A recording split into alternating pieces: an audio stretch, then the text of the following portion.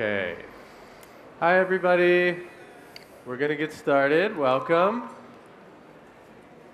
So this is a session on what works in driving enterprise growth through support services. So my name is Matt Gutentag. I'm from the Aspen Network of Development Entrepreneurs, which is a global membership network of organizations that support entrepreneurs in Africa, Latin America, and Asia. And I'm doing this with Harry. Harry's going to be guiding us through this. Hi, I'm Harry Devonshire. I work for the Argidius Foundation. It's a Swiss-based private foundation that works to improve the effectiveness and reach of enterprise development services, especially in developing countries.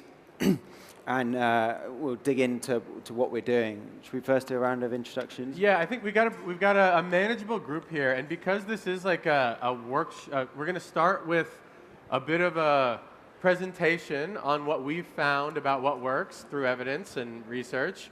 But then we're going to do a bit of a workshop about the different elements of program design and what sort of data and evidence you might be able to generate, and that might help you as an organization to make better decisions about your own selection program design.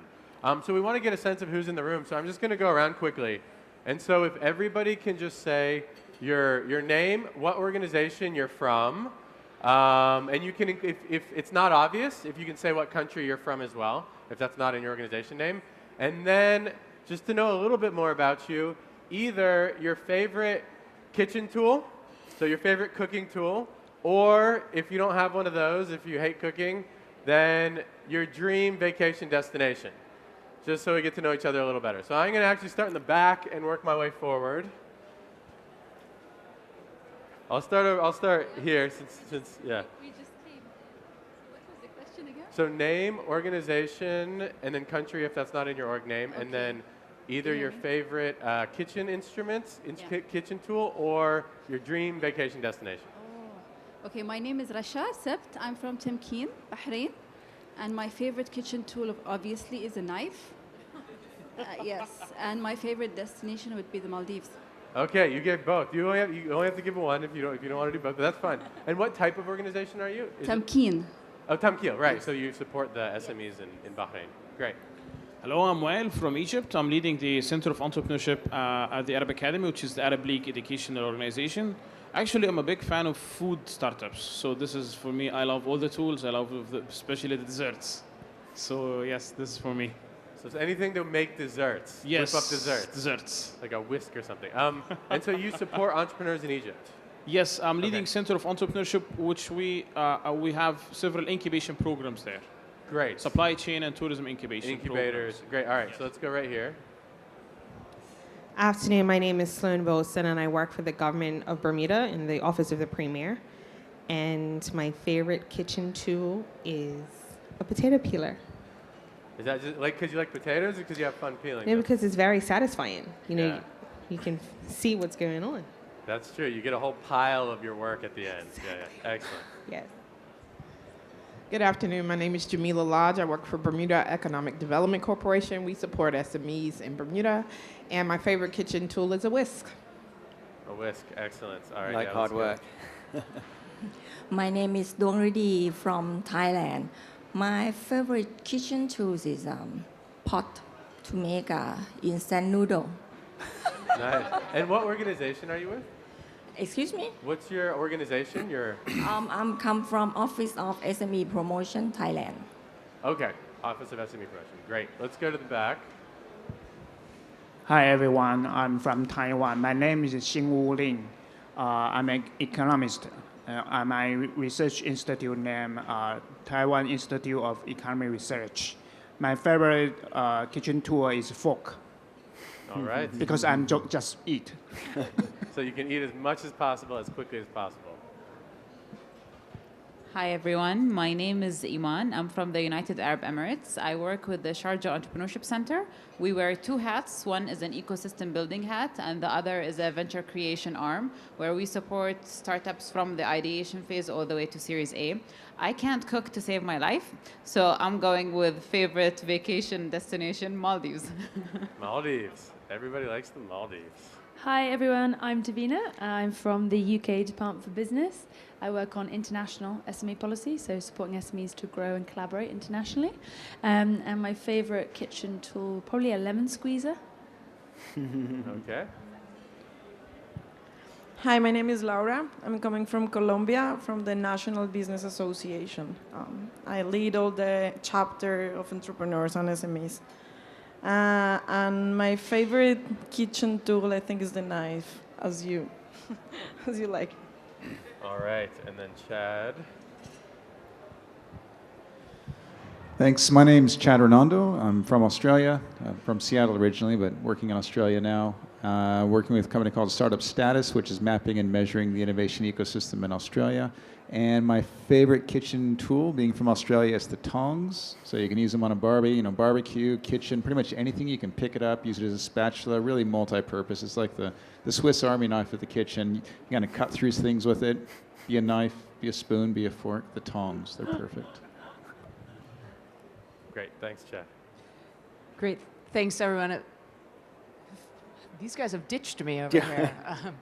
My name is Julian, and I run a network of business incubators and accelerators primarily in East Africa, the African Entrepreneur Collective. My favorite kitchen utensil is a takeout menu, and I would love to go with you ladies to the Maldives. Excellent. So thank you so much. We're going to have some people coming in and out.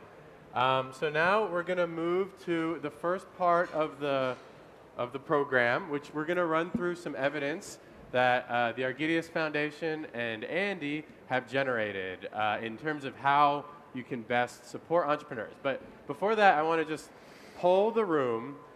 Who here has been in a meeting where you were trying to decide something about your program to support entrepreneurs, and somebody said, man, it would be great, we could figure out how to do this if we only knew X, some data point. Who's ever been in a meeting where that came up? Okay, great. And who at your organization has a spreadsheet somewhere with a bunch of data that you collected and have never used for anything meaningful? All right. Yes, me as well. I'm guilty of that as well. Right, so we have this mismatch, right, between the data we collect and the decisions we make. And so what we're trying to do with the work we're doing together, generating evidence, is to help close that gap. So we're going to talk about the evidence that's already been created to help to give you the answer to X, hopefully, on some cases at least now. So you know, based on rigorous evidence, if we want to make this decision, here's what we know. And then we're going to do some exercises thinking about what are the design elements for your organization to support entrepreneurs that you need to know more, and what are some data you could collect. So I'll turn it over to Harry. Thanks, Matt. I guess we don't need that. But. So very briefly on Argidius, just by way of strategy, we've got some focus countries where we're looking to develop the ecosystem of support for enterprises. So we work with things like business accelerators, organizational development programs like coaching initiative, networks, management training programs, and access to finance initiatives, whether that's supporting funds or banks or other institutions, especially where there's a strong business development service component to their support. We also work across different enterprise segments. So very broadly, we've broken down the small, medium enterprise categories into three. So the first ones that we see are formalizing businesses. These are one above necessity-driven micro-entrepreneurs. So historically, micro-entrepreneurs have received a lot of financially related support through microfinance institutions. They're very interesting to support from a livelihood perspective, but from a job creation perspective, they're of limited interest. So our first category are the formalizing businesses. These might have previously been micro, but actually have got a good ability at running their businesses and find themselves on a growth trajectory, and with that desire. We will support dynamic businesses, which are your traditional enterprises, very often in the developing countries, and even where I'm living at the moment, Switzerland, often family businesses.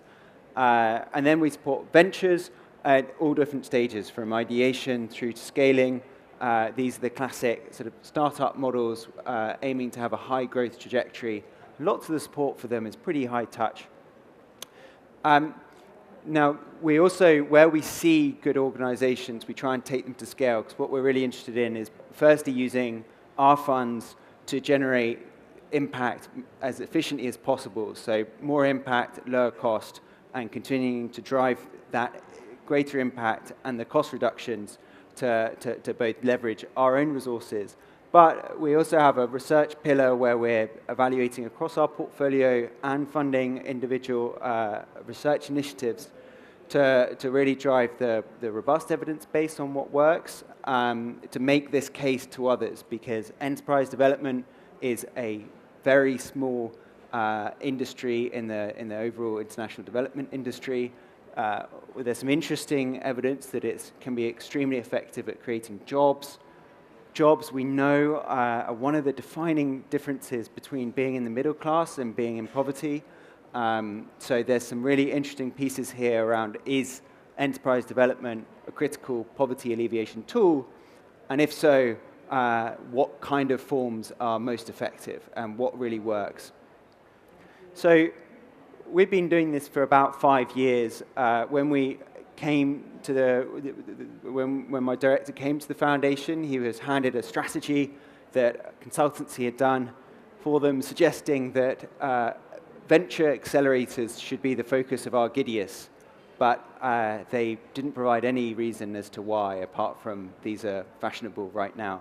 So the strategy was sort of broadened out. Let's just try all sorts of approaches. Let's work with different businesses and see what works. So we collect business outcome data on all the enterprises that go through our partners' programs. We collect that through our partners. So we ask partners to get this data. We try and ask them to do it in a value additive way, but we'll come back to that. And we've now got up to 5 years data on over 6,000 businesses that have been through our partners' programs. And when we started to look at different success factors, so which businesses are growing their revenues, who's creating jobs, who's generating investment, and who's doing so cost effectively. So if you've got an accelerator that costs £1 million to run and it generates $1 million of revenue in the businesses that it's supporting, your return on investment is 1. If it's generating 10 million euros of revenue, then it will be 10. If it's creating 1,000 jobs, if the companies are creating 1,000 jobs, then you're creating a job at 1,000 euros a job. Pretty good by the benchmarks. So we benchmark these different figures. We also we interview a lot of the entrepreneurs that our partners support. We run external evaluations. And I'll come on to the research in a moment. But what we found was this picture, which is illustrative, that you can achieve impact in terms of growing businesses with different types of business. So it's not all about ventures. It's not all about formalizing firms. If you're effective, you can do it with different types of business. Likewise, it's not all about one specific approach. You can be very effective by deploying different things. So it's not what you do, it's how you do it. When we aggregated the greens, and just before I go into that, this was also quite representative of the work at Galley, which works with accelerators and finds that some accelerators are very effective, and some seems to be less so compared to enterprises that didn't get into the accelerator. This is also representative of the literature where we see there's some effects where there's no significant outcomes are generated down the line, and there are some approaches that generate really quite astonishing effects in terms of the business outcomes. So what we did is we grouped the greens together, we grouped the reds and yellows together, and we reviewed or continue to review what we're learning from the literature base, from initiatives like Galley, and 5 key success factors, 3 of which we're going to focus on today, and I'll loop the other 2 in came out that really defined those high performers and the low performers. But before I do that, I'll just go over to your views on GALI. Yeah, so GALI is the Global Accelerator Learning Initiative. So it's a partnership between my organization and Emory University, which is a university in the US, where we've been tracking ventures that apply to and go through 280 accelerator programs now. We've built up to that over the last 5 years, and see what the outcomes are. And we started with the question, do accelerators work? And though we were able to answer that question in the aggregate, we found on average, yes, they drive better outcomes for the businesses, but we also realized that was a bad question. That doesn't really tell you anything meaningful if you're actually interested in acceleration and supporting businesses. But in fact, it's much more important to look at what are the characteristics of accelerators that are best at driving growth for businesses, especially at the lowest cost, and what are the types of businesses that can match better with these accelerators and can benefit the most, right? Those more nuanced questions are much more useful. Understanding trying to say in the aggregate, do business development services, do entrepreneurship support, does it work? Doesn't really make much sense. You're averaging across so many different methods, so many different organizations. It's really, you're going to see yes, you're going to see no in different cases. It's really about how and why. So the first of the three things we're going to focus on is selection. So selection is really important for teeing you up to be a high-performing organization. So those programs that really pay attention to this area tend to perform better than those that don't. And what do we mean by paying attention to it? So what is the stage of enterprise that you are aiming to work with? If it's, if someone says we work with any SME, that's a very broad range because it goes all the way up to firms raising $10 million from almost nothing. So it's and there's fundamentally different types of business within that. So getting specific on the enterprise stage and thinking about what characteristics are important to you. So a lot of training-related programs need aspects like the entrepreneurs are willing to learn. They're willing to change the way that they do things.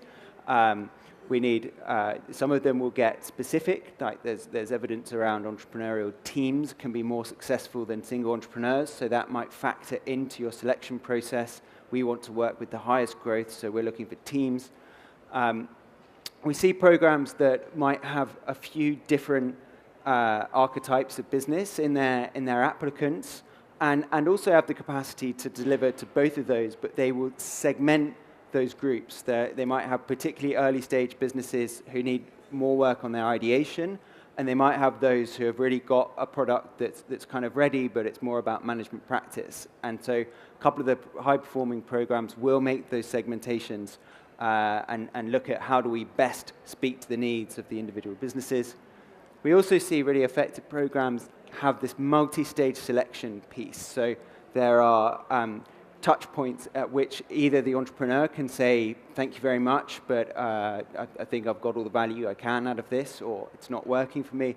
Or the program can say, actually, this isn't worth the resources that we're putting in. It's not creating the impact that we're looking for, so we want to disengage. So we see programs, for example, there was an accelerator in Central America that supported about 1,000 businesses. After 3 months, they had a stage gate where it was competitive to see which 600 businesses go forward for the aftercare, which was intensive coaching. This was an expensive component, and you really want to invest that in businesses who've got the most potential to put it to work and enable them to grow. Being clear about expectations is also really important. So we've seen a number of accelerators that are really investment readiness programs for funds, and the amount of support that will be delivered to those businesses is really quite limited, and it's really about getting their financial management in order for the fund to understand how good that business is. That leads to pretty disappointed entrepreneurs who think they're going to be accelerated. So it's really important to be very clear about what you are going to add. Yes, please. I'm going to give you this. So I think the point is, is this the role of the government to enable us to facilitate the collaboration with others? Is it the role of governments and enablers to facilitate the relationship with other or accelerate the business? So is it the role of the government in what sense? To facilitate collaboration between whom? I mean, just he said it is To a be clear on it. difficult challenge for the entrepreneurs to accelerate their business, I mean, globally. So is it the role of the management or the government or the enablers to facilitate these that make the entrepreneurs accelerate their business? It's, so the point that we're trying to make is that it's the role of the entrepreneur support organization to be very clear about the kind of support they will offer the businesses and what that really looks like. So, you know, on one hand saying, we are going to take you through 3 months where we will link you up with your peer group who will meet on a weekly basis for 1 hour at one another's premises.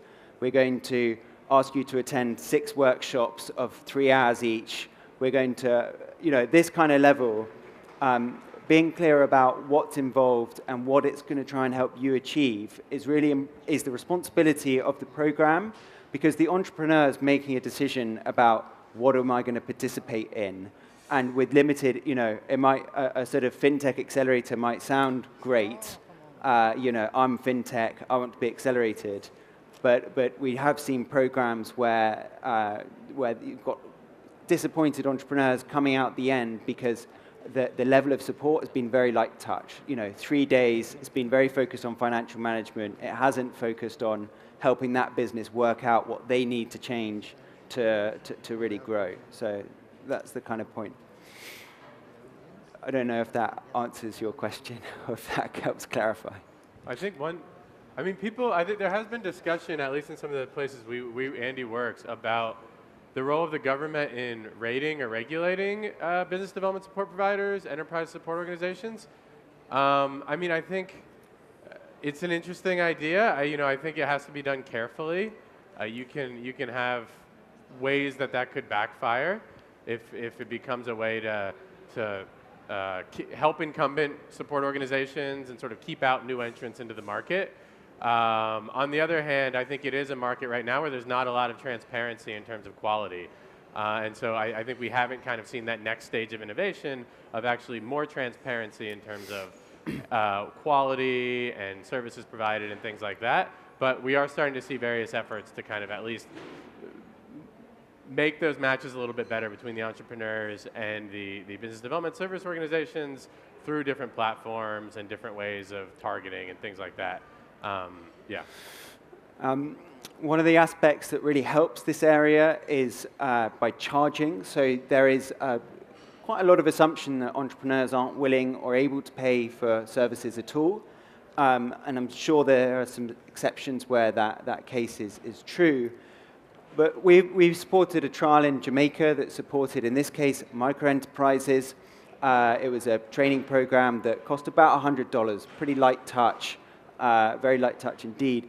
And they ran a willingness to pay exercise, and every single entrepreneur had a positive willingness to pay. So no one was expecting this training for free when it was communicated that they focused on how do we communicate the value of this to entrepreneurs. The median willingness to pay was $50, which was half the amount. That is a lot for these kind of programs that are reaching 1,000 businesses a pop and are totally donor funded. So it is possible. It doesn't have to be 100%, and we wouldn't really expect that, especially with smaller businesses. You know, this is an area that's heavily subsidized in the Western world. The Small Business Administration is state-funded in the US. 19 out of 20 accelerators in the UK don't derive their revenues primarily from enterprise contributions. So there's a huge amount of subsidy. But getting entrepreneurs to pay something, and it doesn't have to be upfront, it may be success-based models. You can try out all sorts of different models. But getting them to pay what it does is improves the quality of the program, because that trial in Jamaica went on to find that those that did pay, over 80% of them attended more than half the program versus 50% who hadn't paid anything. So if you really want people to change their minds, you need to get them to buy into what you're doing. And we've seen that with programs. They've fed back saying that when we started paying, the quality of the applicant pool changed. Because in markets, there's often a lot of free programming, but this distinguishes programs as being really value additive. Matt, do you want to say something on the applicant pool? Yeah, one thing we found, one interesting finding, some of the accelerators that we were researching advertise that they're more selective than like Harvard or Oxford, right? They only accept 1% of applicants, 0.5% of applicants, 2% of applicants, whatever it is. But when we actually looked at the selectivity, right, the proportion of applicants that were selected, we saw no actually significant relationship, and if anything, a slightly negative relationship between the number of applicants relative to the outcomes. And so what we think is going on there is really the function of quality versus quantity, that actually just generating more applicants is not indicative that the applicants are going to be high quality, and programs that focus on just generating lots and lots of applicants to look selective aren't actually matching well. They're clearly not setting expectations. They're not targeting their outreach because they're getting so many applicants that probably aren't a good fit. Whereas those with lower applicant pools actually did just as well or even a little bit better. And when we went back looking at it, because they seem to be doing better at targeting and outreach and actually reaching the right sort of entrepreneurs that fit their program. Now, there are probably exceptions here. I should say that we're not looking at kind of the superstar accelerators like Y Combinator or Techstars. We tend to be looking at more what I would call a typical accelerator in the U.S. Those are mostly in kind of second-tier cities, not in Silicon Valley, and then in other countries looking at accelerators in kind of more emerging markets. So there probably are cases where extremely selective accelerators are also incredibly effective, but in the pool that we've looked at, there's not a relationship there, and so it seems to be more about trying to find and do outreach and target the right sorts of entrepreneurs for your programs rather than just generate a bunch of applications for the sake of doing it. So it's about the right entrepreneur at the right stage for your program, and the right is really defined by those operating the program. So this, yes. Thanks. Okay, hi everybody. My name is Amaka Wokolo. So I lead the research and policy team at Faith Foundation in Nigeria. Faith Foundation. Yes. So just to sort of quickly go back to the conversation of what you just talked about with regards to having entrepreneurs pay, just have their buy-in or whatever programs that they're having. So we also run entrepreneurial programs. So I wanted to just get your opinion on this. So for instance, the current programs that we run for startups, right? They don't pay for it, but we're doing it with an implementing partner.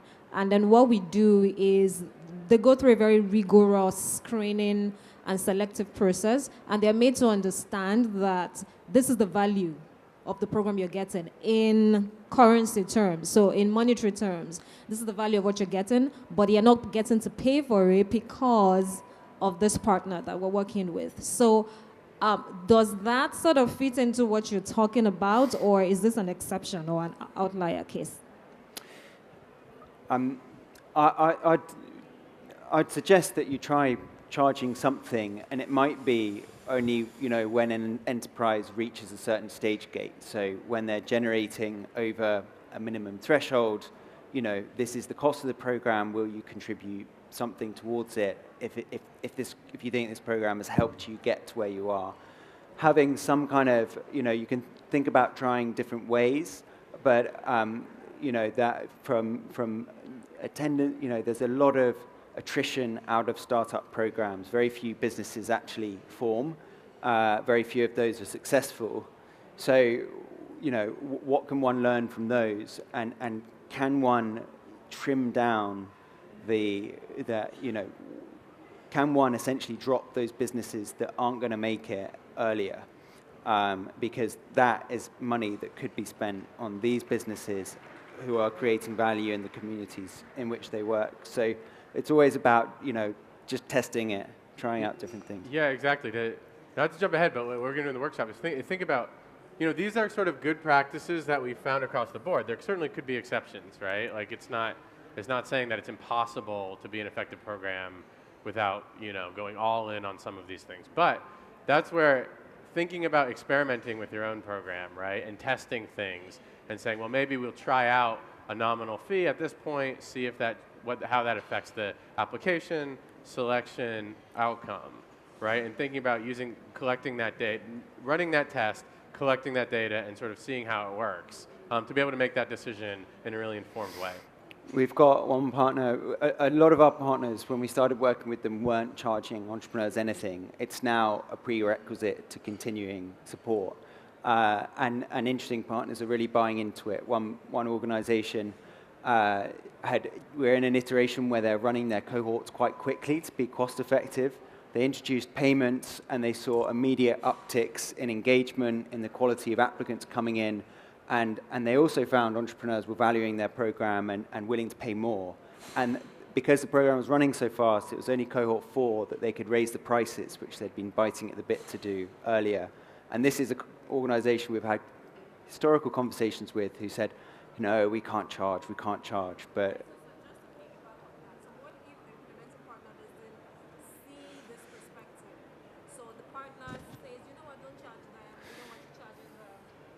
so what happens if the implementation partner says we don't want to charge them?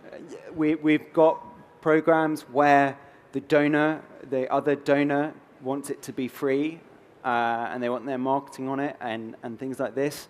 That is a conversation that needs to happen at that level to bring on those other stakeholders. So it can be difficult, yeah, for sure. Go to the back and then come to the front. We're going to bring the mic up in one moment. I was just going to say, perhaps in an instance like that, you could have where they have to pay, and then once they complete, they get reimbursed. So, you know what I mean? As an incentive for them to go through the entire process. But at the end of the day, it is free once they complete it. That could be. Thank you. Other than selection, which other practices help to gain better impact, for example, related to tracking the startups maybe, or mentoring programs, or the services you offer entrepreneurs? Yeah, that's the next slide. So we're going to come on to, we've got needs-based and we've got monitoring, so we'll come on to that piece. So the second thing that's really important that the high performers did well compared to the low performers was that they based their program on what the individual enterprises they are working with really need. So we've learned that entrepreneurs, like many of us actually, in fact, just like all of us, really learn not what they ought to know, but what they need to know. So, the example here is that my boss always gives is he couldn't do PowerPoint until there was no one left in the office one evening for him to do it, and so he just, watched a video and learned how to do it. This is a key point because we see a lot of programs that are essentially top-heavy. We've got the A to Z of business that we think all entrepreneurs should know how to do. Cash flow, should know how to do this. It's basically an MBA. It's a really fantastic program. We've spent years on this curriculum because everyone should know this. But actually, 2 weeks later, you see enterprises walk away and nothing's changed. And this is the kind of setup that one of the largest training programs in the world, the ILO Start and Improve Your Business, has. It's a 5-day program on what one ought to know. And successive evaluations have shown that it doesn't lead to changes in management practice. It doesn't lead to changes in performance. What kind of programs do work? Well, there's what you can do is you can flip the curriculum. So at Galley, they one of the large accelerator organizations that had a lot of programs. They tested out what's the difference between their high performers and low performers. The high performers use flipped curriculum. So in standard pedagogy, education, in a classroom, you've got the teacher doing the theory with the students, and then the students go home and do their homework where they solve problems. Flip curriculums, where you flip it around. So in the classroom, you're solving problems, and then in your homework, you go and learn about whatever you've been solving. So what this might look like in an accelerator program is, okay, the topic is marketing. Instead of saying, we're going to study what Facebook's marketing looks like, and then you're going to go home and do some tests to help you, it's, okay, let's form small groups. Entrepreneur A, what does your marketing practices look like? Entrepreneur B, C, so everyone, you know, some people might not really know what marketing is, but through their peers, they can relate to what their peers are saying and say, oh yeah, I do that, or no, I should do that. And then another loop around what challenges are you facing? So it really puts it in their context. Well, you know, I haven't got onto social media, I don't know how to do that. And then it gives the opportunity for peers to solve one another's problems. And there's a huge amount of experience in a peer group and knowledge that one can tap into. So it's not, you know, the knowledge doesn't just come from the expert at the front of the room. A massive source is the peers in the room. And this is a thing not to be underestimated. In China, as only you can do in China, there was a study with 5,000 firms in one city, 5,000 SMEs. They randomly assigned 2,500 to meet once a month at one another's premises and just discuss business matters, challenges, very little facilitation at all. And the other 2,500 got nothing. These firms grew 10%, which for businesses turning over hundreds of thousands of dollars is a huge amount of increase. They interestingly found that group composition is quite important, so not having competitors in the group is better. You get higher trust, people more willing to share their approaches and their challenges. And managers seem to learn a bit better from those who are just ahead of them in whatever respective field it was. The other aspect of this problem solving, one of the other examples is in the old school, we did this in legacy programs.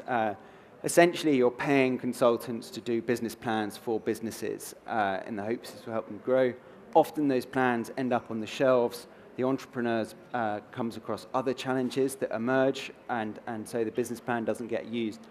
One of our partners tested out, okay, well, let's do a bit of testing and see whether business plan, what we've been doing for the last 10 years works, or whether business model canvas, where we encourage entrepreneurs to get in front of their customers and find out their pain points, which one's more effective. And on the whole, that kind of approach of getting into the market, solving problems, was much more effective than the business plan.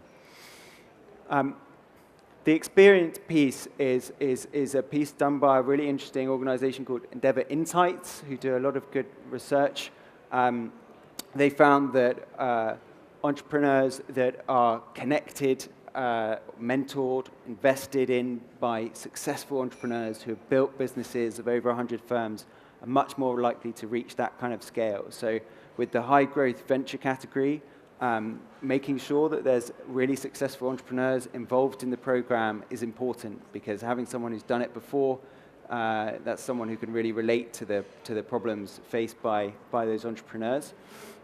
And finally, cost per enterprise. So when we've got our grid of the formalizing dynamic venture, cost per enterprise is a great proxy, because we see some programs say we're going to work with venture businesses.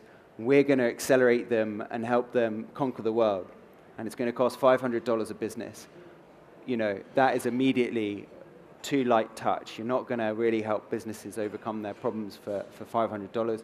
Conversely, we see programs working with very small enterprises wanting to spend more than that enterprise turns over in 2 years on helping them to grow. That, on the whole, doesn't seem to be a good use of resources, at least in the short run. You've got to see if those businesses are responding well to your investment before making those decisions about investing more resources into them.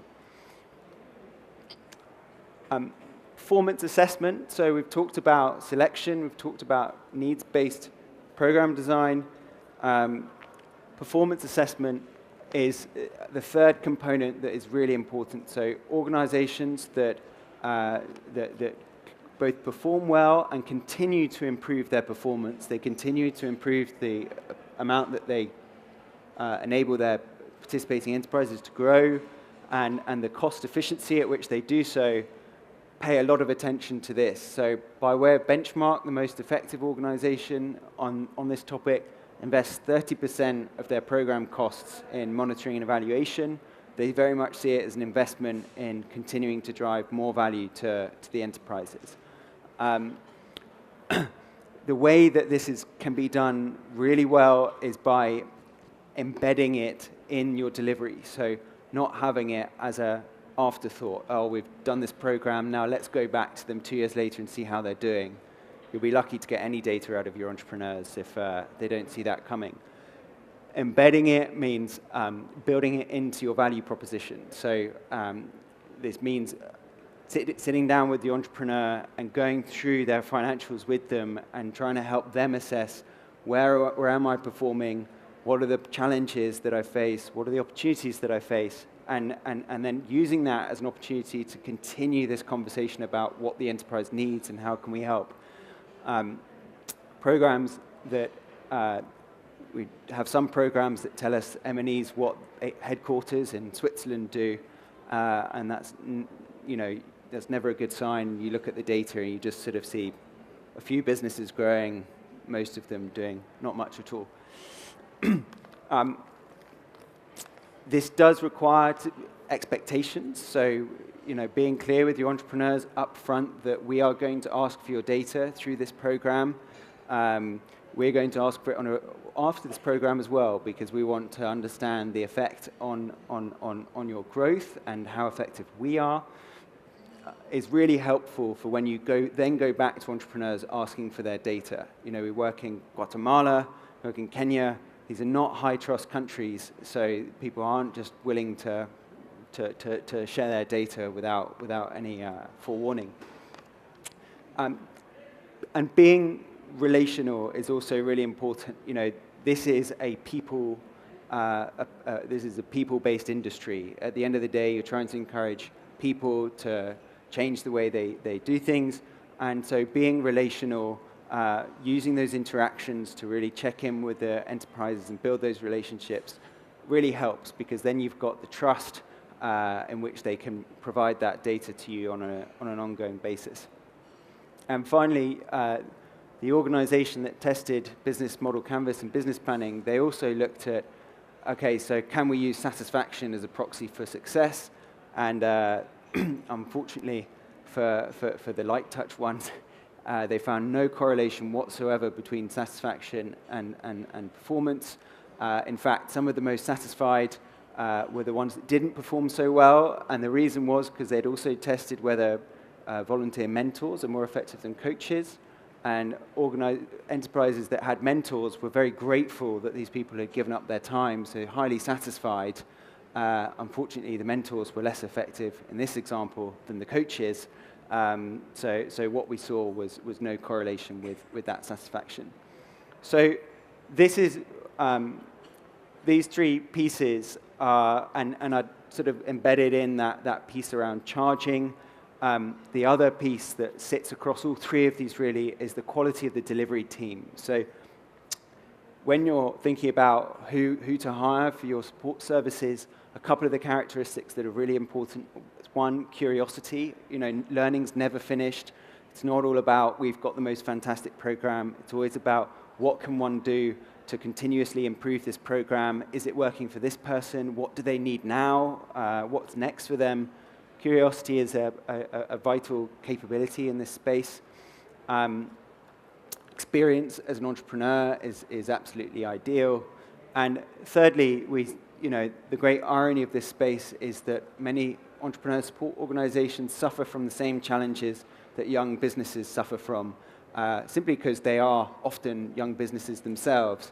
But this isn't an irony to be missed. Those of us working with ESOs need to help organizations think about this. If you are indeed talking about telling your entrepreneurs to be data-driven, telling your entrepreneurs to have a strategy, telling your entrepreneurs to have a business model, this is something that as an ESO you also might want to think about, because it can always sort of slip under the radar or slip down the to-do list. So these are the three components. we've now, these popped out of a long process of reflection and review. About 2 years ago, we've been talking with partners, sharing with them, and they've made changes based on these three, and the data's come back, and we are seeing performance improvements in those oranges that could do betters, especially there. So these are validated in some ways, and I really hope that in the session that Matt's going to lead, we can dig into what are the pain points that you face, and what might a couple of ideas for improvement look like. Matt, do you want to add something there? Sure. Okay. Thanks, Harry. Yeah, I mean, I think we're going to, I mean, going back to some of these, right? These are great principles, but then you get into the question of how do you operationalize these in your own organization, right? And there's lots of ways to structure peer-to-peer learning. There's intelligent mentor matching, right? There's different ways you can do that, and so that's where you get into having to actually track things and test things yourself, right? And try different models for that. Because once you get down to the super operational level, the day-to-day level, it's going to look different for every organization. You know, what you charge is, generally charging might be a principle, but how you charge, what you charge is going to depend on you running experiments yourselves, right? So what we're going to talk about now is the idea that, yes, learning is never finished. It's important as an entrepreneur support organization to be doing this learning yourself, and to have your own learning agenda so that you can take these principles, build on the evidence that's out there, and generate your own evidence, test things yourself, generate your own tactics. So this comes from our research review we did with the Argidius Foundation and some academic partners of, these are some important questions that we think the sector should continue to look at. And we are also launching a new fund to support research into these areas. And I think some of you have already heard about that and have kind of expressed an interest in it.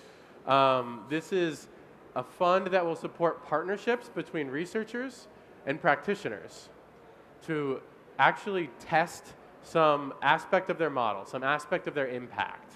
So they want, if you're a practitioner and you want to actually understand, well, how can I structure my mentorship model to make it better? What is the willingness to pay? What is the ultimate impact on lives changed of my program? And how can I pull a specific lever in my model to increase that impact or the cost effectiveness? So to actually work with a researcher to run some sort of experiment and to actually test that and write it up, and we'll be compiling the lessons from that and sharing them so we can come back here maybe next year, probably in a couple of years, once these have been run, maybe in 2 years at the GEC, and be able to add to the evidence that has been generated and be able to say, here's some new things we know. So if you're interested in that, I didn't put the website here, but you can just Google SGB Evidence Fund. SGB stands for Small and Growing Business, which is what Andy focuses on. So we're really excited about that. If you think that's something you'd be interested in, please check it out. Or just come talk to me and I'll give you the contact details. So now we're going to move into a short workshop to actually try to define some immediate data points, that you could start looking at and to overcome some challenges and some decision points you have. But before I want to get there, I want to make sure we answer questions about that first part. So about everything we've covered so far. Are there questions, anything else anybody wants to discuss further?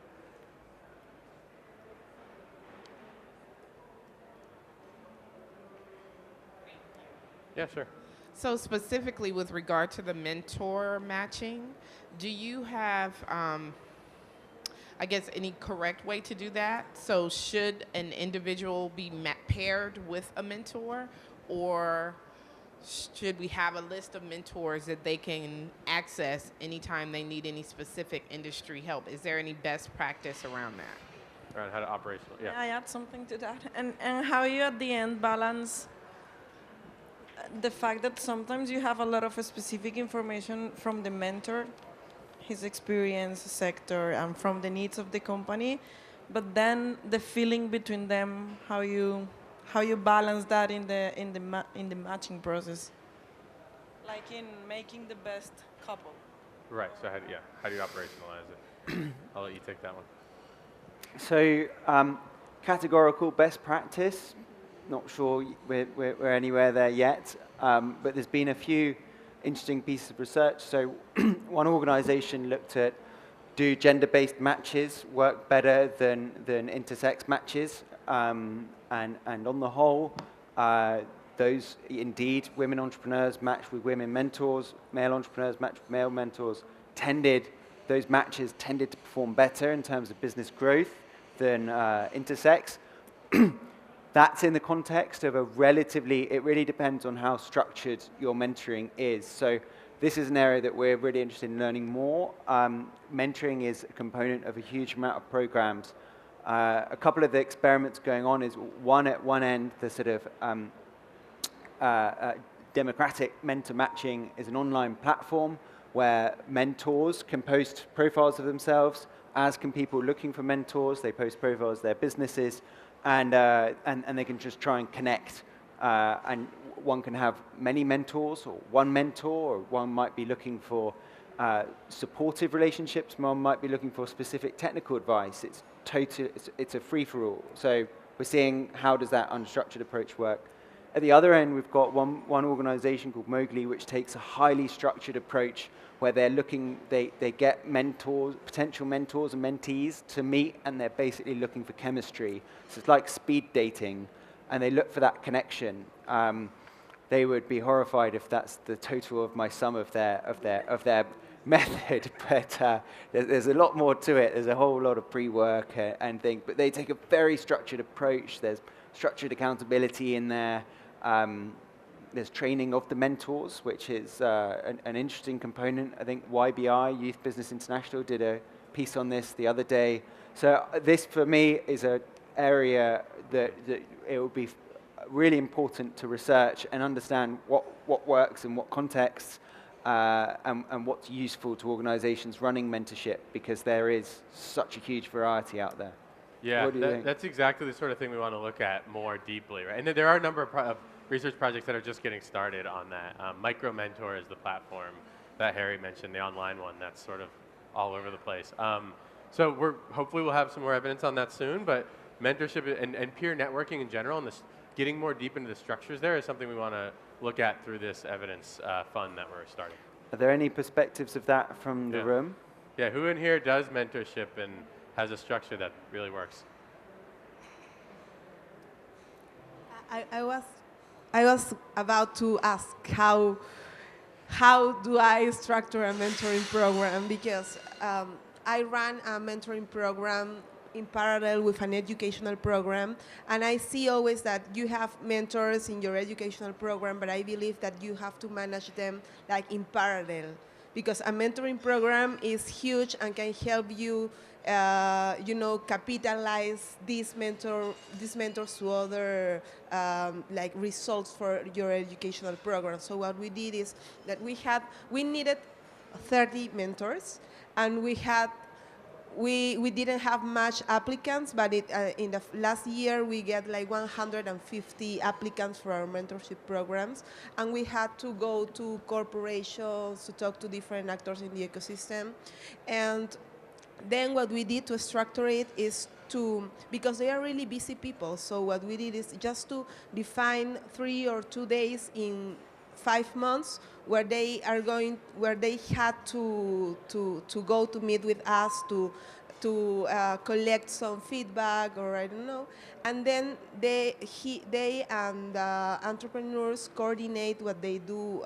In that time they can do it like just them coordinate. They coordinated, not us. So we gave them like a tool where some maybe topics that they had to address, and they managed like in their own rhythm. They decided how to do it, when to do it, but they had to accomplish some goals. But they decided, like in a 1 month interval, you have to achieve this, because they are busy people. So I couldn't push them a lot of things, but they also were responsible, and they wanted to do it. So the selection process, sorry, is the last thing I said. The selection process for us, it was also very important, because it's not only talented people, like high-profile people. We had really high-profile people, but at the same time,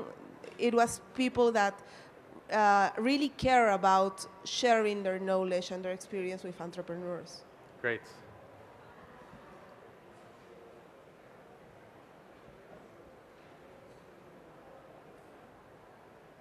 I was just thinking, like, in terms of metrics and how you measure that process, there is like the perfect formula or the perfect metric in between to understand. I can measure the process during the process, but the impact, I don't know, I have results that in 6 months has happened a lot of things, but then a year after, due to the mentoring process, has happened a lot. I don't know. I manage a very simple process where I connect like the CEOs of the biggest companies in Colombia with my entrepreneurs. And these ones are scale-ups. So it's a volunteering program. The mentors are giving the time for free.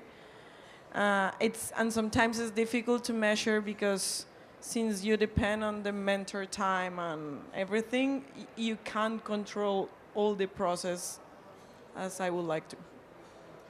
Sure. Yeah, there's a couple things in there.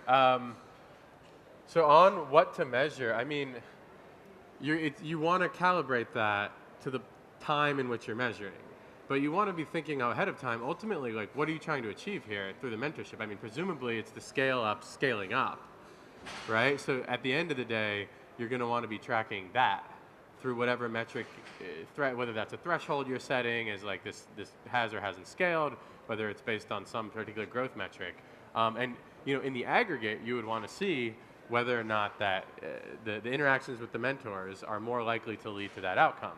Now, you can get at that in a number of ways, one of which, if you want to be as rigorous as possible, would be actually like running an experiment to try to say, we're going to have the mentors work with some people, some of our entrepreneurs, and then not others, and see if there's a difference there, right? And that would be kind of the most rigorous evidence. And you look back after and see who scaled and who didn't, and is there an incremental difference from that mentorship? But kind of in the medium term, you can kind of look at other more qualitative measures where you look at whether the scale up has happened, and then kind of try to trace back qualitatively towards, did the mentor help with a specific inflection point there? Can you kind of trace any piece of that scaling to some way that mentor got involved? Was there a specific connection to a supply chain they got into? Was it a specific piece of advice they took and they pivoted, right? And there is some evidence on, like international mentors and certain types of mentors can lead more to like pivoting, versus other types, more kind of local mentors in the same industry can be more effective at kind of incremental growth in the same path, right? So it depends on what you're trying to achieve. That's a bit of a side note. But so you can get at it in different ways, but I think the key point is just to start with a clear articulation of like, what's the point of the mentorship? Is it to help these scale up, in which case you want to be tracking that, and then having some way to connect it back to the mentors in the kind of medium term and long term. And I kind of gave two methods there, but there's kind of deeper thinking you would want to do about which one fits for you and if there's another method. And just to highlight that point, that complementing metrics with qualitative feedback is really valuable, because the qualitative will give you a lot of insight as to why are we seeing the changes in these quantitative metrics. And metrics alone won't necessarily give you that. And we do see different paths in which mentorship can add value to businesses, whether it's through providing good connections, whether it's through helping oneself understand the business environment better, or directly providing business even in some cases. So there's all sorts of different pathways. So these are all great points. We're kind of getting, when do we have till time? When does this end? I want to make sure. Is it 4:20? No. We have about another 45 minutes or so. Okay, perfect. So, no, I think it's, no, this is longer. Yeah. Okay, good. Okay, so we want to actually dive in. We're kind of, some of the conversations that were just happening, we want to dive into in a little more of like a group format, because that's exactly what we want to get to is peer discussions about what it looks like and how we can improve it. So to start with, I'm going to have, what do we have? 1, 2, 3, 4, 5, 6, 7, 8, 9 people. So thanks, Fred. So 8 people. So we're going to have... should we come around into a circle up here? Yeah, How I'm do you wanna going do to it? invite everybody kind of up to the front row. We're going to rearrange a little bit because we got a small enough group. I think we can have sort of a nice group conversation here for the rest of it.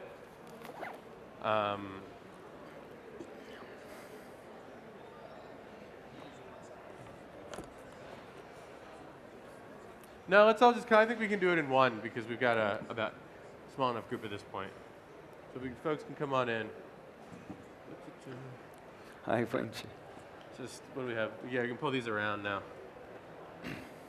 And I know this isn't great for the TV, but it's more of a workshop, so, you know, it is what it is.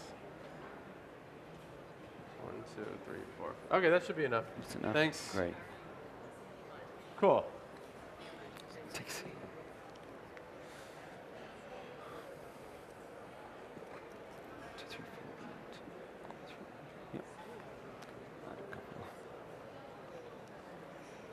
So, I feel a little bit weird with the microphone, but it's more for the camera.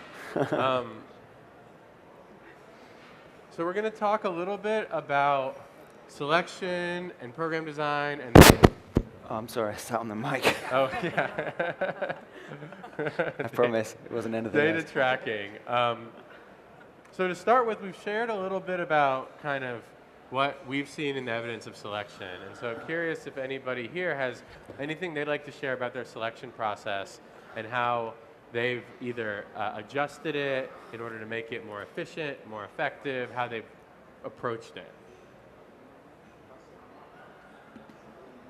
Well, this is the second time we've run an incubator within my organization. And the first time, we gifted, I guess you can say, the pilot cohort an opportunity to participate. And what we realized is that you can't do that because not everybody's ready to be involved in that type of program. So the second time was the application process. And of course, you know, with the questions and stuff, these are people who are actually interested and are ready and all of that. So, I mean, it's only the second time we're doing it, but that's what we learned from having done it. That's your adjustment. Yeah, Great. yeah, that's the adjustment. Go on. Yeah, sure.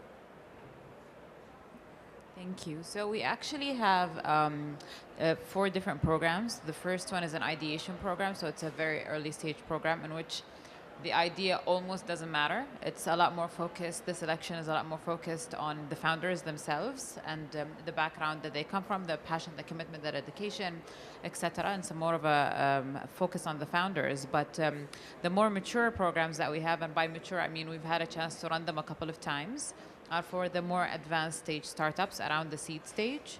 What we have arrived at after several mini experiments is it's a 3-step process. The first one is an application form. We toyed with the length and how detailed it should be. We didn't want it to be too detailed because we didn't want that to deter people from applying or to just scare some people off. But also we do require a certain level of depth that goes into it. And that's one layer of shortlisting. And then what we actually do have is a smaller group, of around 20 to 40, depending on the cohort size that we're running. And those all actually get interviewed by a member of the team. It's a standardized interview, so there are certain questions that you have to go through, but sometimes certain things, of course, come during the conversation. And then they get shortlisted further to about 15. And those pitched to a panel. And there are a few things that we learned from those panel pitches. We have external members. We have one representative from our organization, but then we have different people representing either industry expertise, investor, playing different roles. And we originally started with a standardized set form for every judge to fill, but then we realized everyone has a different set of expertise. So then we gave that person those type of metrics to look at, those criteria to consider. And then what we also realized is the diversity gender, racial, would actually kind of result in a more diverse group. So it's a very, it's a process for us to select the people that are going to select the cohort themselves.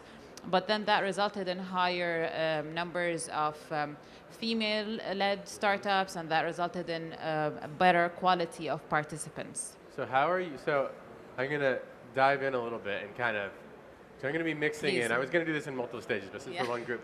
So you say, you know, oh, you realize this was the right way to do it. You realize this resulted in higher quality. What are you actually tracking to tell you that? What are the experiments you're running, and what are the metrics you're measuring that let you make that realization? Definitely. So I think we became a lot more data-driven, I'd say, in the last cohort or so. But prior to that, because the cohorts were small enough, we were able to kind of, it didn't require a very complex kind of process for us to arrive at those conclusions. But what we realized, for example, is the breakdown of the last 15 that we had, the breakdown of gender, versus how many ended up getting into the program, versus when we had a more diverse panel, how it actually was more equal to that. So for example, if we had half of them be female and half of them be male, versus when they got in, you only have like 10% female, then you realize that, okay, maybe this is something that we want to look at, but then the diversity of the panel resulted in that. But that was like one cohort, so it's not a large enough sample for us to be able to generalize.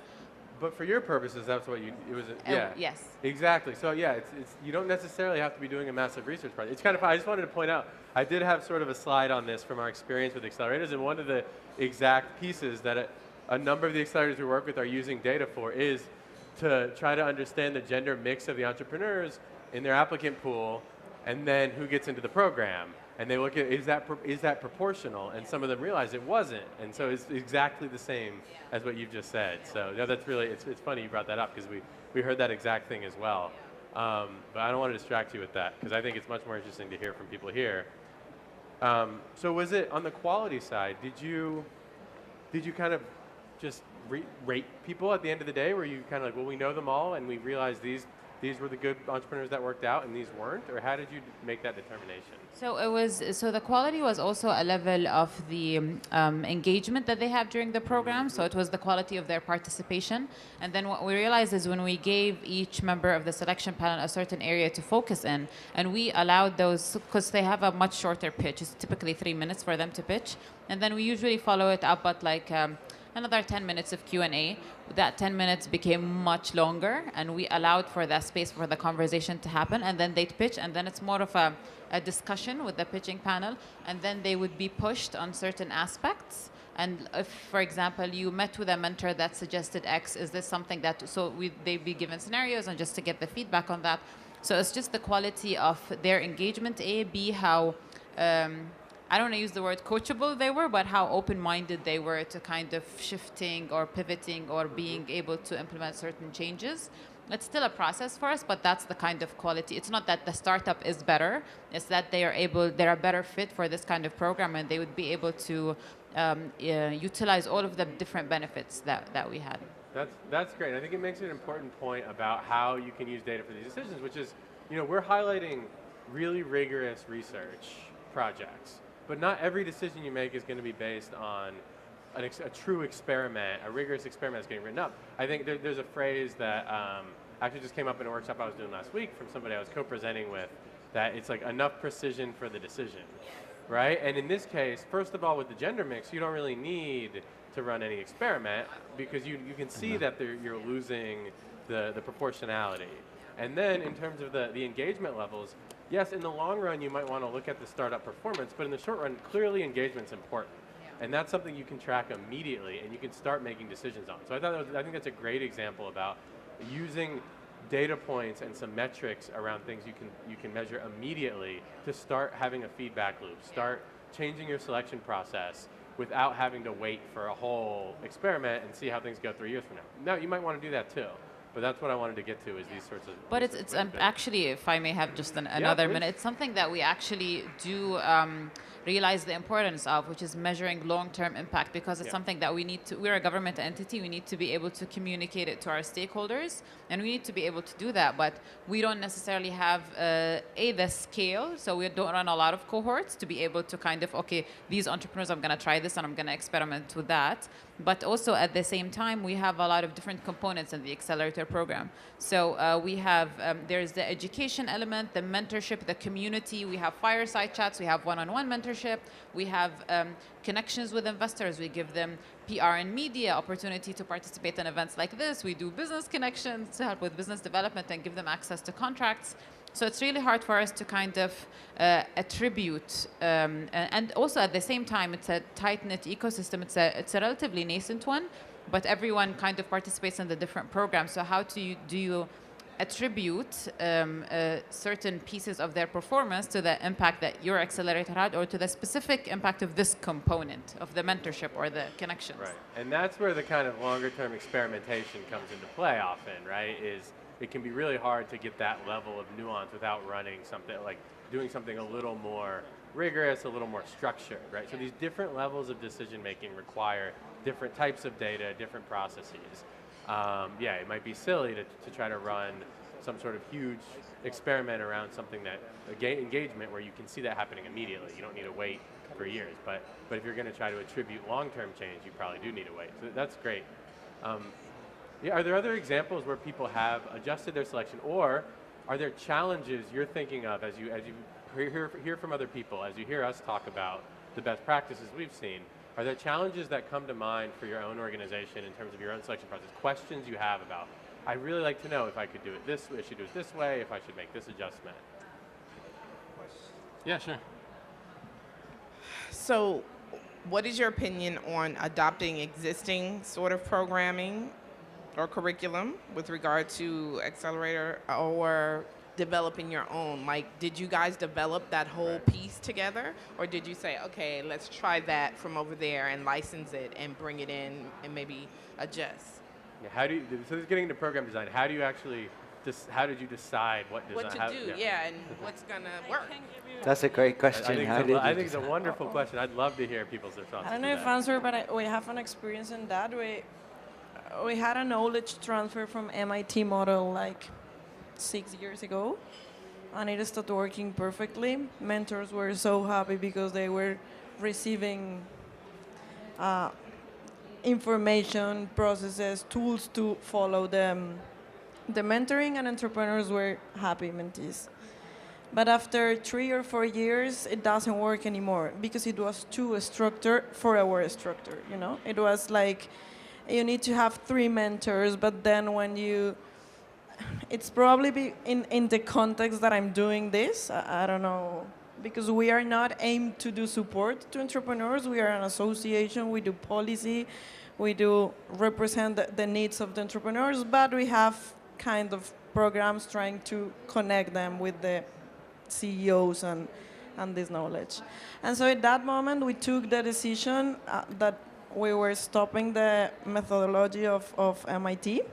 And now we are running a second version, taking some of these tools and making the selection process, for instance, more smooth. So once the entrepreneur wants to apply to our association, they have such a big process, interviews and that. So we are just taking and leveraging this process into the mentoring process. And after that, we are just asking some metrics. Your income, your years in the market, your process, what are your challenges for the mentor? And then we just go very smooth into the process. We have been like 1 year working on that.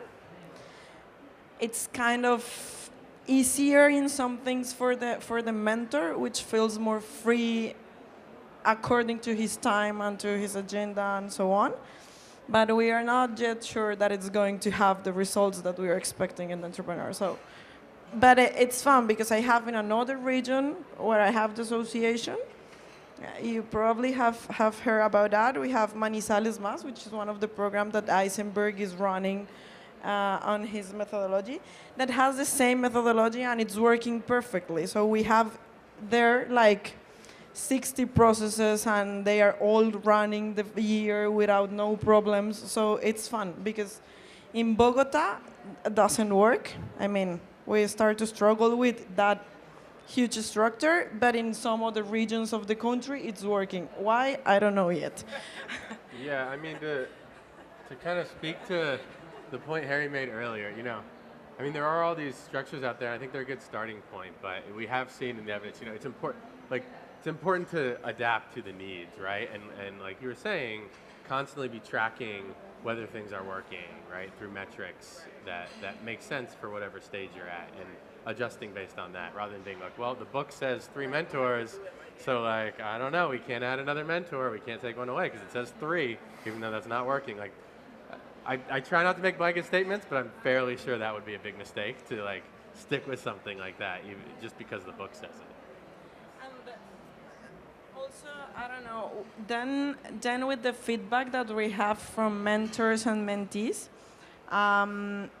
we understood that sometimes we were making the conversation between they both to a structure, that they were losing the opportunity to have more simple conversations that will help the entrepreneur to go to another stage.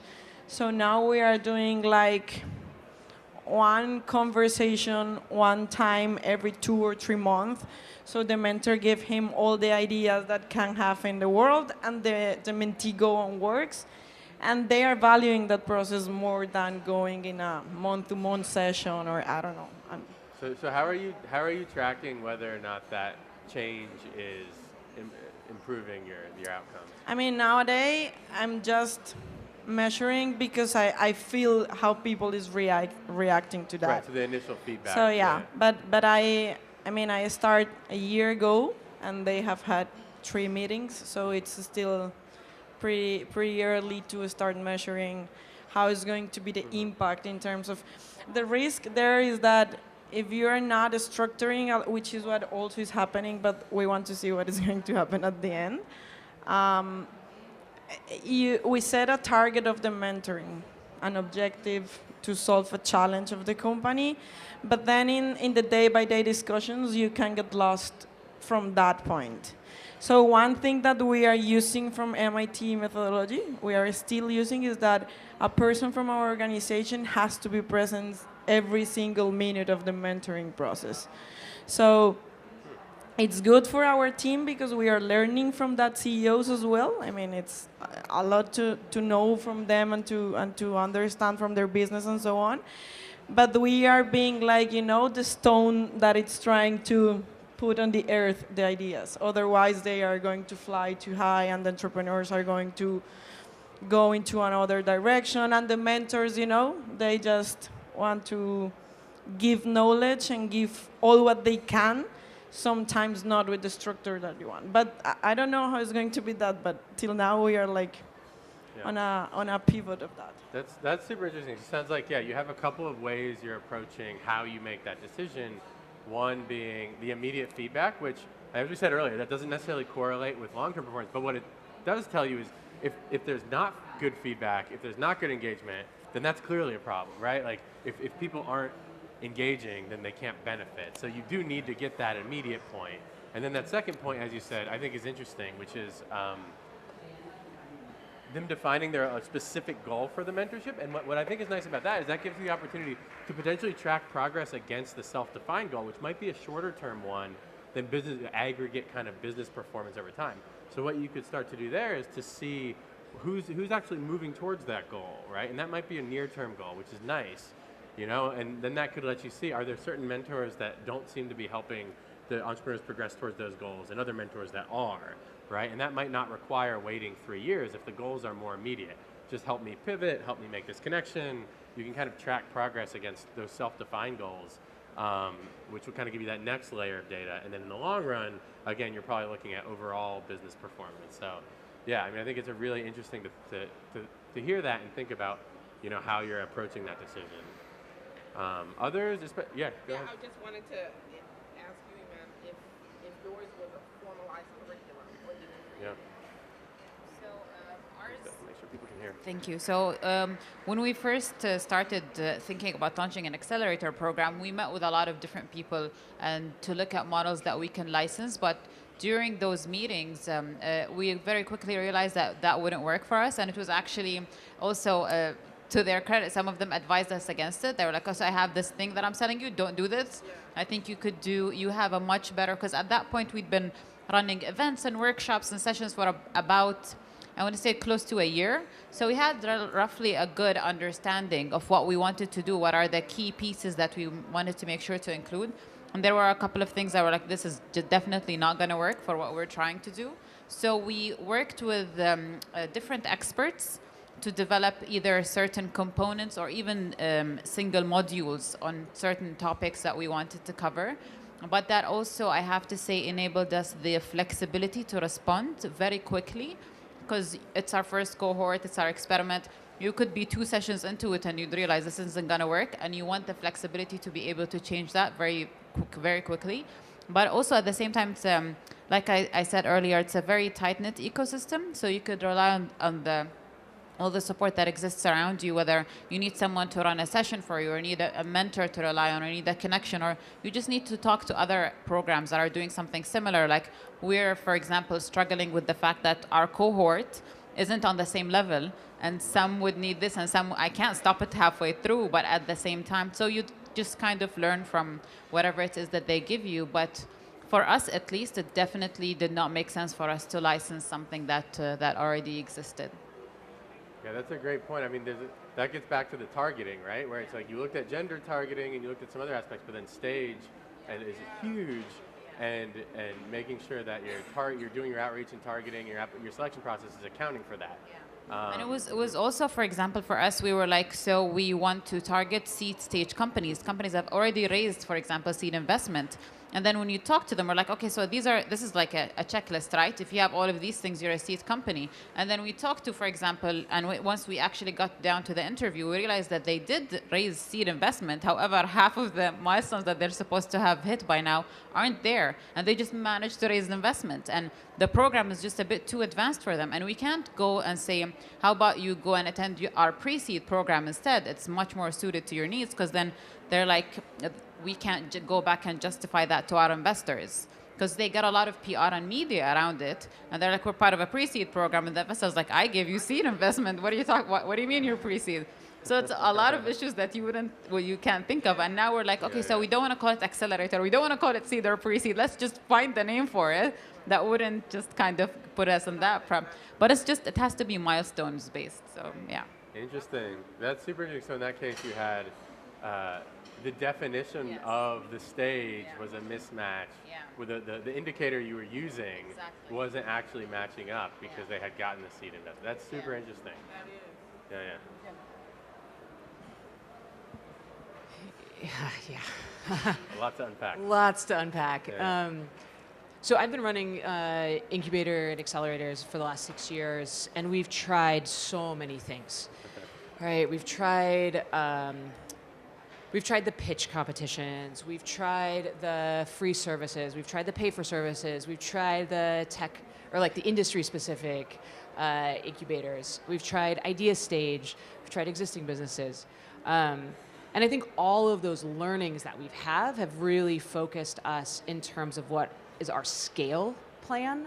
And like the learning agenda that we had at the very beginning really enabled us to probably make the better decisions now that we're thinking about how do we replicate, how do we go forward. And so just a couple of points that I've had around some of these indicators that we are tracking around selection. Like I am such a big fan of pay for service, because you're like, for us, we want to work with existing businesses. And when you start talking about incubators and accelerators, you exclude so many people who are just doing their work, right? They don't have time to come and do these application processes. Like you don't think about business as an application, right? You think about business in terms of like contracts, in terms of who am I hiring? And so we have actually a sales team that goes out. So when we're in international communities, we're talking about like, these are our outreach people. But when we're in market, we're like, oh, this is our sales guy. And we also have sales women because then that is at sort of the top of the funnel. How do we generate sort of this gender balance and parity that we have? And so when we're tracking how effective is our service delivery, it's like, did they make the first payment, right? That's the first point of selection. And Self-selection. Then, yeah, self-selection, yeah. And then we do, though, if a business doesn't quite fit, then we try to pivot that sales pitch into another program. But that's where you see the effectiveness of programming come in, is are they making their second installment, third installment, sixth installment? Because it has to be sort of immediately relevant to them to feel like they're going to make the next one. And I would say if you're thinking about program design, we took an approach of sort of curating existing, the same thing with you, just scoped everything that we could, and then applying it to the local market. But I would say our biggest challenge to success is are the staff that we have, are they qualified, are they trained? Like, the curriculum isn't rocket science, but it's how you interact with each of the businesses that's really the secret sauce of your particular intervention or not. We've seen that with some tools that, a tool is only really as good as who and how it's delivering. So some entrepreneurs might just be able to use it themselves, but equally, others, it doesn't apply to them if they don't have someone sat next to them helping them go through it. And even that person needs to know what they're talking about. I don't know. What do you look for in terms of getting those people? Staff or entrepreneurs? The people, the staff, the ones you're saying, the people actually delivering. What are you looking for? What are you targeting? How do you find them? Yeah, I mean, at the beginning, it was like whoever we could afford. Do you have relevant experience? And as a startup ourselves, we were limited by budget. We were limited by, and so we looked for technical experts. Right now, we're much more focused on cultural fit with the organization, and we've developed an internal training program for our consultants. So are you curious? Do you have dedication to improvement? Are you able to give radically candid feedback? Have hard conversations? And then we have frameworks that we've developed that then we have like a consultant academy that people go through. To mixed results, right? I think we still struggle with that place of like, where is our best value add for someone? Like, what revenue are they? How many staff do they have? What are their growth inflection points? But I think we're getting closer to that maximization. Yeah. Very cool. Yeah. There's a lot there. Yeah, and we're happy to share. Because we have tools that we just give them away. Like, yeah, use it if you want. But again, it's this. You can find a lot of good stuff, but it's totally dependent on what your objectives are and the market that you business sizes in Rwanda versus Kenya versus SMEs versus small but growing just are really different. So sorry, no, go ahead. You mentioned something. First, you were having some free services, and then you change into some of them probably paying. How was that process? We are kind of having that. The feedback from entrepreneurs is you should make us pay something, although we are giving everything for free. They want to feel more committed, and money is something to fill that, but how you manage that? Everything goes to communication, but it's not that easy when you have a big community. And then when you're, in my case, which are the mentors, are all volunteers. They are giving the time, and they are making also giving money for the big programming from their companies. So how you manage that? I don't know if something can... I have a quick follow-up question. If your entrepreneurs want to pay, why aren't you having them pay? I'm sorry if that's an obvious. It seems like an obvious question. But I'm curious. Because since our, the philosophy is not to make them. We are not a service organization. We are not aimed to give them services. It's like a plus that we are giving to them.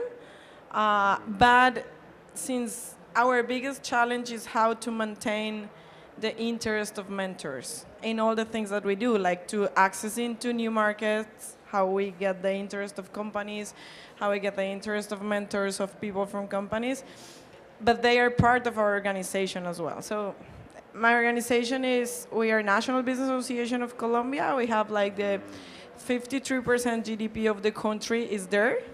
And inside that, there is a chapter that I'm working with. So it's like 350 scale-ups, startups, scale-ups in 7 different regions. But these big companies are giving resources to this program to exist. The aim is like the generational relief. So how we start identifying the new businesses, the new sectors, new startups, no?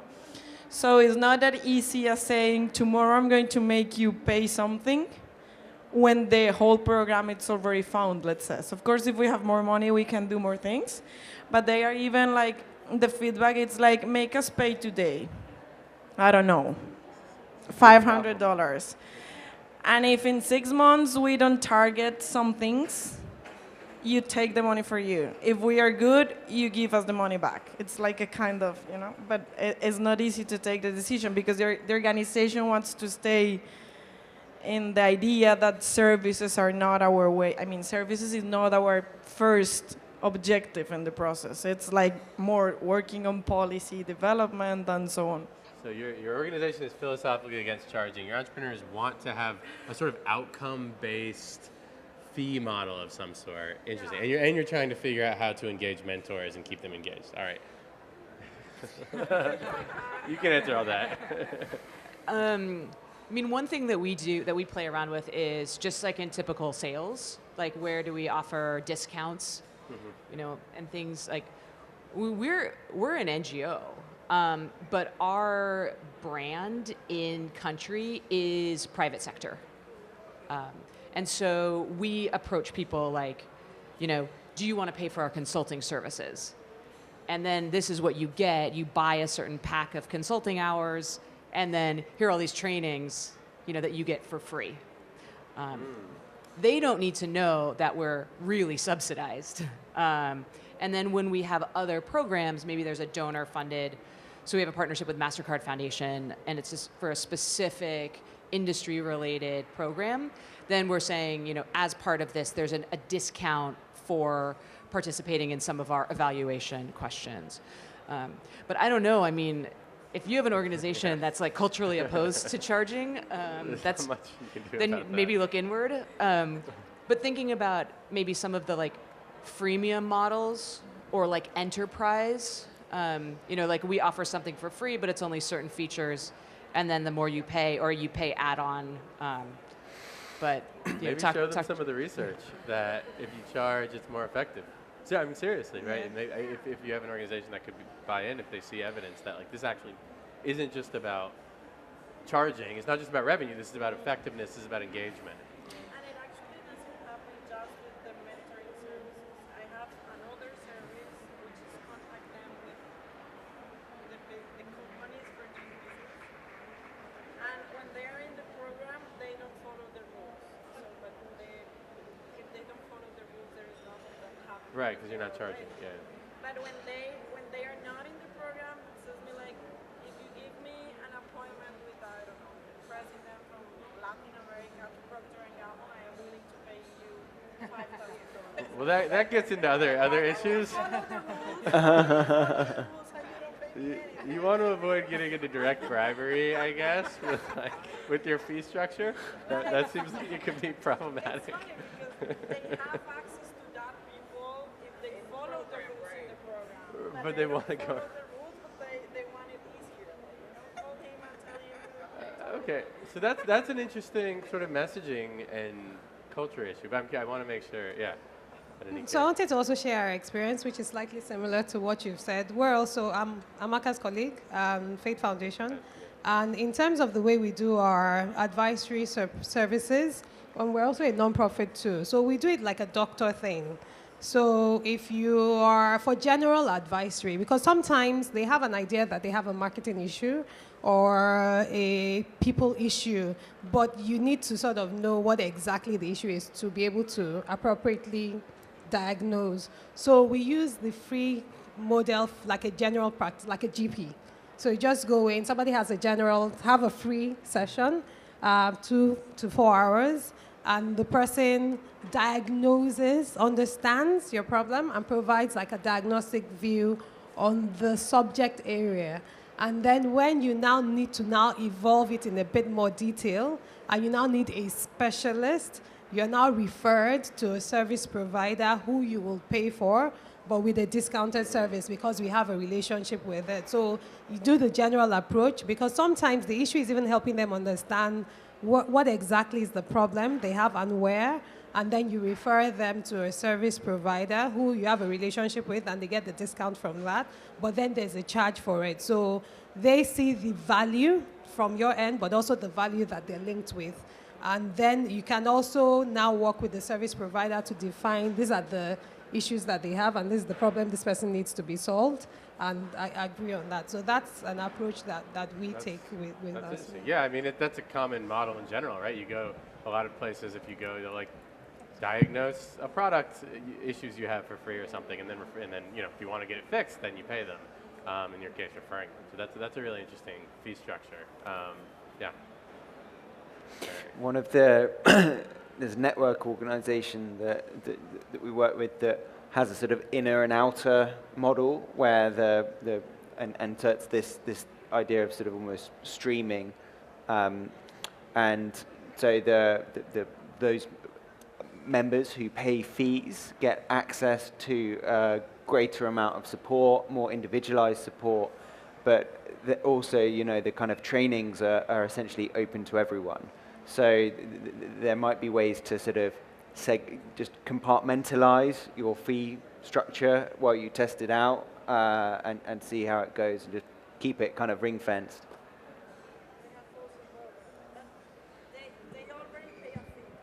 They already pay a fee. So they're already paying to some extent. It's kind of the you know, here the biggest challenge is that we are behaving as the 75 years old association behave with entrepreneurs that have an average 6 years in the market, Sounds 5 like years in the market. So, you know, it's like a culture inside the organization that, because we have this fee, and I mean, they pay a fee for being in there, but once they are in there, they want to receive everything, but they are not responding to everything as we would like to do, or at least as the effort we are doing with them. Yeah, it sounds like you have a bigger internal culture issue, as this is kind of wrapped up in it, so it's a little tricky, but I think all these models are and then from time to time, these entrepreneurs are becoming more in the organization. So we used to be like the 5% of the organization, now we are the 22% of the organization. So it's getting bigger, and matching that two cultures, it's becoming more difficult. Like to continue being an organization that it's working for represent the interest of the companies and so on, rather than being a services organization, because then we don't want to be another one like the whole incubators that exist. I mean, they know to do it better than us. They were born to do that, not us. So it's fun. Michael, I know you had a... Oh, you're stretching. No problem. Okay, super interesting. Other pain points that you've identified in the selection, I mean, we've already kind of moved to the program model. And then if there's none, there's another piece of it I wanted to talk about. But this is really interesting, so I want to keep this going if anybody has any more. Yeah, go ahead. No, this is super interesting. So it's something that it's a bit of a pain point, if you will, for us, and it's something that's forcing us to kind of rethink the structure of our programs. We run, like I said, 4 different programs, but as a result, we're not unable to run them frequently because we have a limited number of resources to be able to do that. So, for example, the Series A program, we run it once a year. The Seed program, we run it once a year. And we realize that some applications come to us a few weeks after the application has closed, or so they're like, okay, great, perfect fit, amazing, we want to help you. Next application is in a year, and that feels like too long of a stretch, and we want to be able to kind of provide that support. So we're now experimenting with a model that essentially has rolling admissions, and it's much more self-paced. But as a result, that means we are going to be doing a lot less sessions, group sessions, and doing a lot of more one-on-one kind of support. But we don't want to kind of lose out on the element of the community. That kind of happens by putting people in the room together.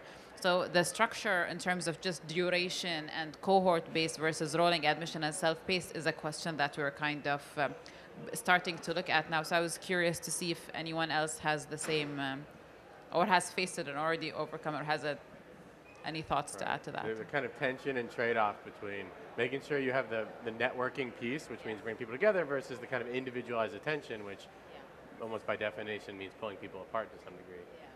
Or other people have ideas of balancing that, yeah. We struggle with this exact same thing, because for us, typically entrepreneurs come to us when they have a pain point like yesterday. And so we were struggling with this, like, if the intake isn't for another quarter or another 6 months, like, people are going to struggle. So we sort of divided our curriculum, especially with our training, in terms of sort of what are sort of the time-based trainings, right? So like right around tax time. So we don't need to do that every month, right? We can have sort of a season for tax season. But for things like bookkeeping or financial management that happens over time, we actually just had repeat. And so it's opportunity for people who might have missed out. It's a nice perk that's sort of, it's cheap for us to offer the same training every month. It increases networking with the entrepreneurs. And it's a nice opportunity for them to invite junior staff or for people who just need extra support. But I would say some caution about that is, one, some people like come to each training and then they complain that we teach the same thing. Sure. Right? So you have to sort of take that, with a grain of salt. The other thing that we've struggled with is, when do we have enough for rolling intake for us to really think about, to sort of aggregate that data? Because with cohort model, it was easier to judge the flow of when we do baseline and other, but with rolling, it's like, we've done this one program for like 18 months, and I'm like, do we have the data yet? Yeah, when do you assess it? When do you assess it? Going and going and going. Exactly, Yeah. and that's something, I don't have the answer to that one, but something to consider.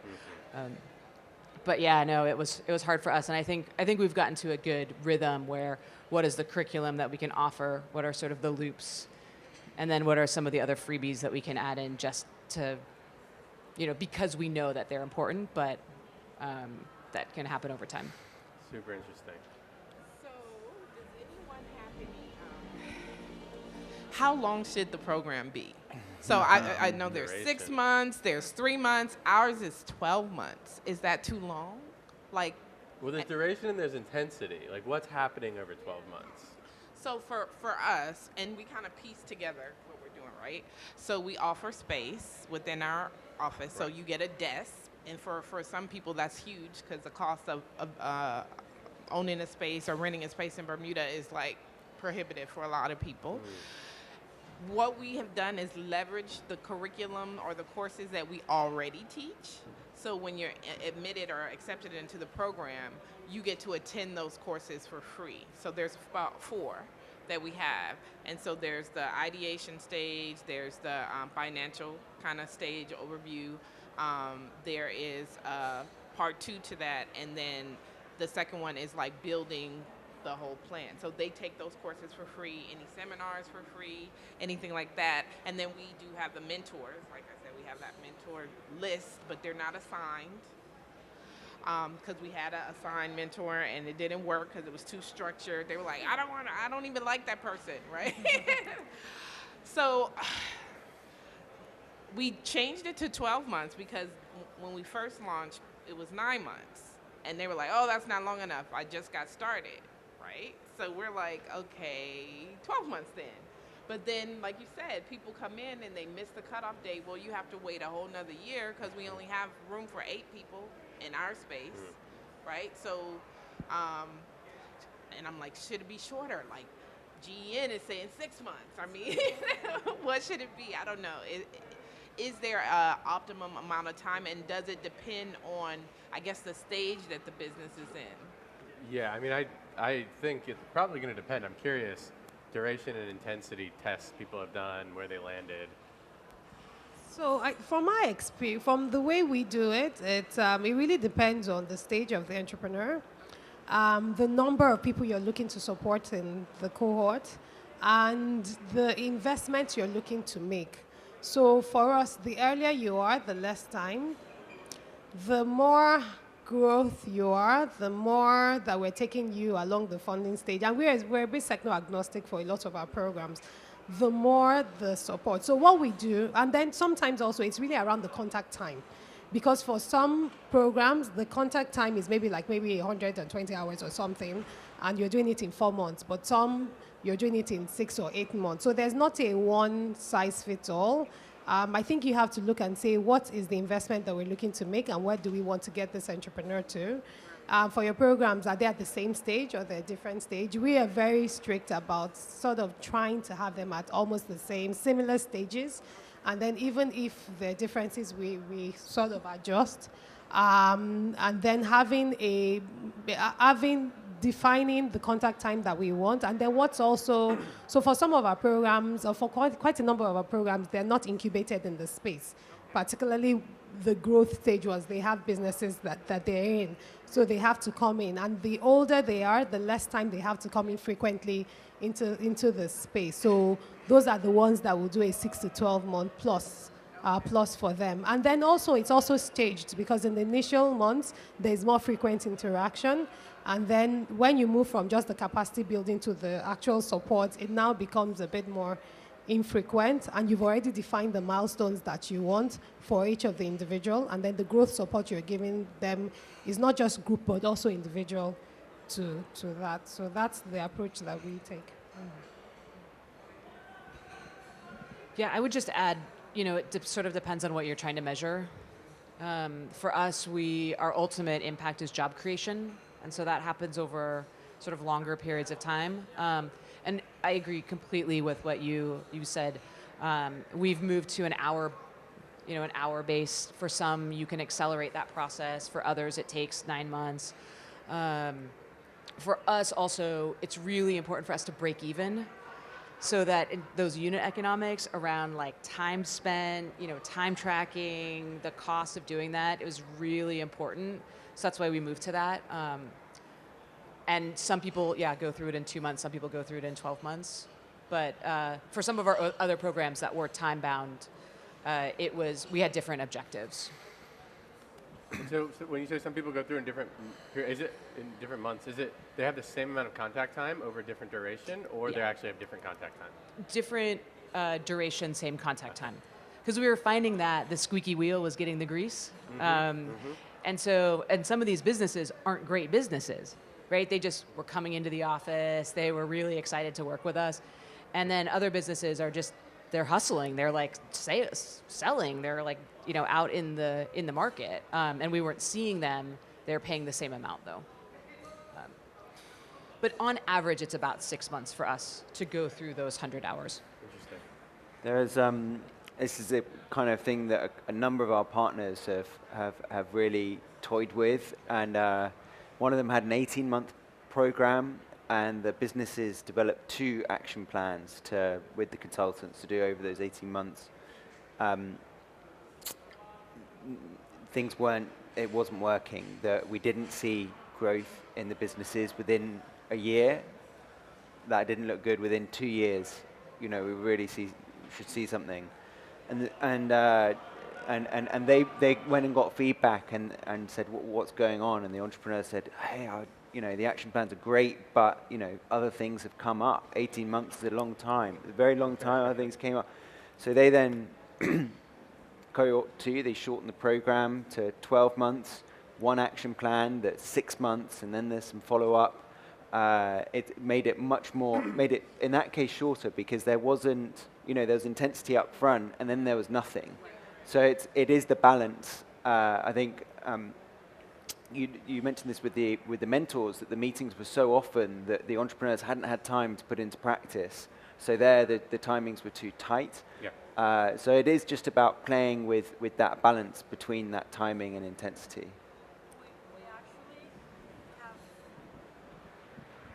Have like a package, and it's the information or how the mentor get the compromise and the entrepreneur. So it's just like you should have a meeting every 2 months in a length of a year, and should not be more than 6 meetings. But sometimes it happens that the mentor needs to meet him or her every month, and in 6 months they finish.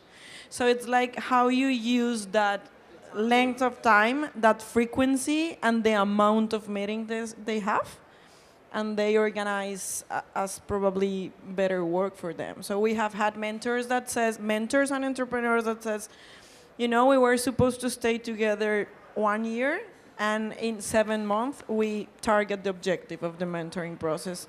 So we don't need any more, and that's fine. And we have had some of them that after the year they couldn't match because the objective was too long term, and it was almost impossible, and we didn't realize that was going to be so impossible. So we just extend. There is a period that they are able to extend, but this can become repetitive, unless the mentor accept on a different relationship, let's say, became a permanent mentor of the entrepreneur. And it's like the rules of the mentor and the rules that the entrepreneur needs to accept. Well, I think in your case, you're providing space as well, right? And I think it's probably useful to think about those a little bit separately, because, the free office space, right? Like that's a completely different there's a completely different economic model around that. The value is like very different. And then you're providing programming. And I think it's probably useful to kind of think about those as different things, because even though they interact with each other, but like they have very different sorts of like effects and economics around them. So, yeah. So when you say think about them separately, you're saying offer them separately, or still? No, not to offer, but thinking about the duration, right? Because like the duration of your programming is going to have one set of considerations around it, because you have to think about contact time and intensity, whereas the office space is just there the whole time they're there, and that's essentially just a subsidy for the business, right? And so they just have different considerations when you think about the time you're giving it to them. That's true. Obviously, if you're packaging them together, that's your program, but they're very different in terms of what they're offering. Well, I'm the managing director for GEM Peru, so I don't run an accelerator currently, but I'm here because we want to help accelerators in Peru to share and have these kind of spaces. But I have managed one in the past, and something that we did for the mentoring program is to have like topics and questions, like a business plan, but we didn't do business plans, but it's kind of a business plan, the way they can manage these topics and questions, and during the period they have to give the mentoring. And this was useful because we had kind of problems for the calling for applicants for mentors. So it was not easy to get the number of applicants we needed. So when we gave them these topics and questions, they help us to ask a friend or something they know, a colleague, to come and help the team to, for example, financial issues or marketing issues that maybe they don't know, or they identify that the team is not that strong on that. So that was a way to involve new actors in what we were doing. So I wanted to ask you if you work alone, or what do you do to make what you do impact more with to have more impact the way you cooperate with other organizations in your ecosystem. So other accelerators. Or accelerators. Yeah, ESOs, because investors. Yeah. Any thoughts on that? That's a big one. And I know I think we're at time. Do you remember when we're supposed to end? 4:20.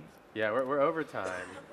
So maybe I do want to be conscious of that. So maybe we can take that offline if people have thoughts on that, since we're 10 minutes over. But yeah, it's a big question, so I'm hesitant to open that up when we're 10 minutes over already. Thanks. But Thank you, everybody. That was super interesting discussion. Thank you so much. Really good to discuss. Appreciate your engagement. If you are interested in the actual research fund we're setting up, happy to chat about that more. So yeah, thanks. Thanks very much. And I think you or your colleague. Yes.